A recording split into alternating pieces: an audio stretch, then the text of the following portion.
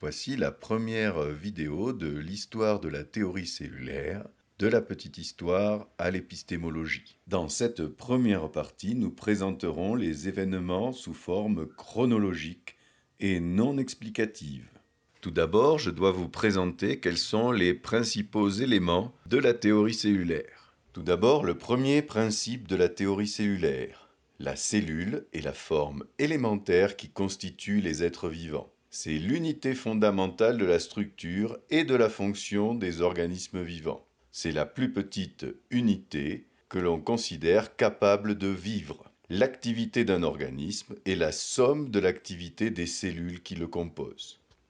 Le deuxième principe, tous les êtres vivants sont composés d'une ou de plusieurs cellules. Il existe des organismes unicellulaires formés d'une seule cellule et pluricellulaires formés de plusieurs millions ou plusieurs milliards de cellules au stade adulte. L'organisme pluricellulaire est en fait une société de cellules dont certaines montrent des spécialisations et qui vivent en coopération de façon coordonnée. Ainsi, la cellule devient un élément fondamental dans la définition d'un organisme vivant. Enfin, le troisième principe, l'origine. Toute cellule est issue de la division d'une cellule préexistante. Cela sous-entend que tous les organismes vivants sont à l'origine une seule cellule et que cette cellule vient elle-même d'une autre cellule préexistante.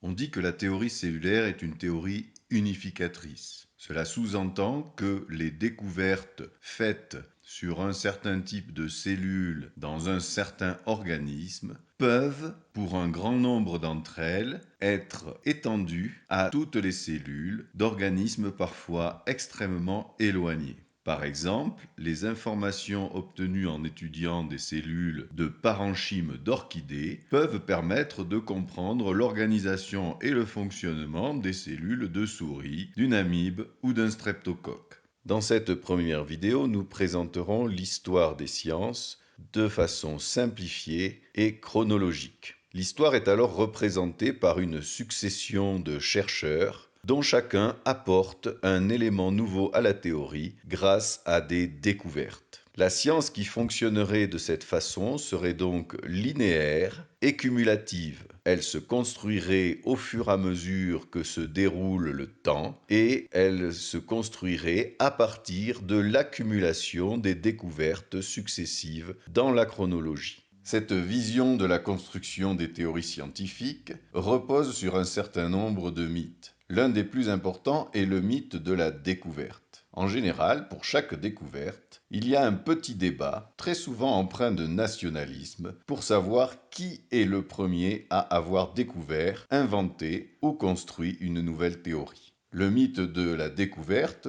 concerne donc l'origine de la théorie, mais il est aussi fondateur dans la construction de la connaissance scientifique, puisque l'on considère que la théorie est l'accumulation des découvertes faites les unes après les autres dans l'histoire. Nous devons donc chercher quelle est l'origine de la théorie et quel est le chercheur qui en est à l'origine. On considère souvent que Robert Hooke, en 1665, est à l'origine de la théorie cellulaire, puisque c'est le premier qui utilise le mot cellule pour décrire ce qu'il voit dans le microscope. Il y a à l'évidence d'autres éléments qui ont fait que l'on considère que c'est Hooke, le chercheur, à l'origine de la théorie cellulaire. Il faut savoir que d'une part, ce chercheur est une véritable star scientifique de son époque. Il a touché un grand nombre de domaines scientifiques et a été à l'origine de très nombreuses découvertes. Vous voyez qu'il a inventé le joint universel, le diaphragme à iris, encore utilisé dans certains appareils optiques comme les appareils photo, le respirateur, dont vous avez entendu encore parler durant cette épidémie de Covid, l'échappement à ancrage qui permettait d'améliorer les horloges. Il a élaboré la théorie correcte de la combustion,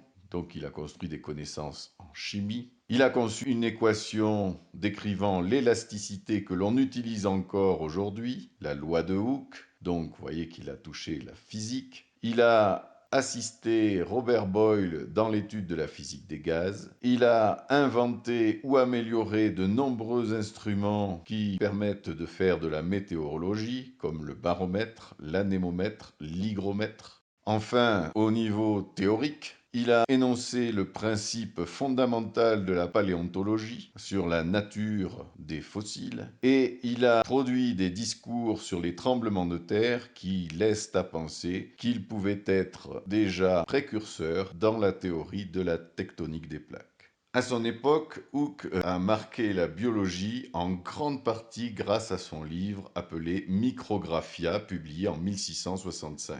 C'est là que l'on trouve pour la première fois le terme de cellule, quand il parle des cellules en forme de boîte du liège des végétaux vus au microscope.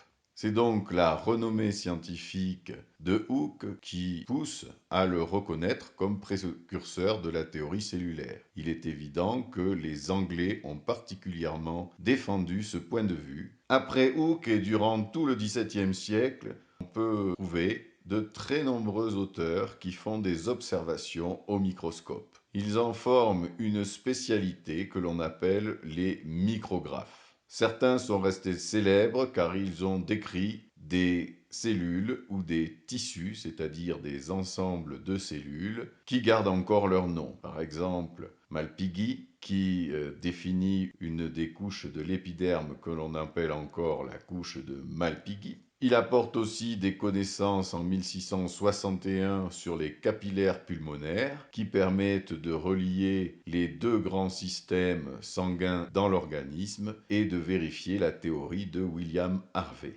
Grew, un autre Anglais, en 1664, étudie les plantes et utilise pour la première fois le terme de parenchyme que l'on utilise encore aujourd'hui. On voit qu'il note la présence de bubbles, donc de bulles, qu'il considère comme des formations liées à un processus analogue à la fermentation. Donc il commet une erreur puisque ce qu'il observe sont bien des cellules. Enfin, un de ceux qui a marqué cette époque des micrographes est Leeuwenhoek, avec un microscope de son invention qui se plaquait sur l'œil. Il découvre de petits animaux, des animalcules, qui sont en fait des organismes unicellulaires, bactéries et protozoaires. Il est cependant considéré que c'est lui qui observe le premier le noyau cellulaire, en 1702, décrit comme un point lumineux au centre des globules rouges de poisson.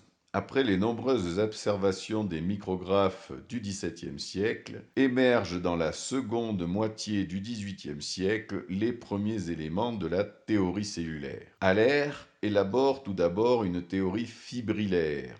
La fibre est l'élément le plus petit des tissus animaux et végétaux.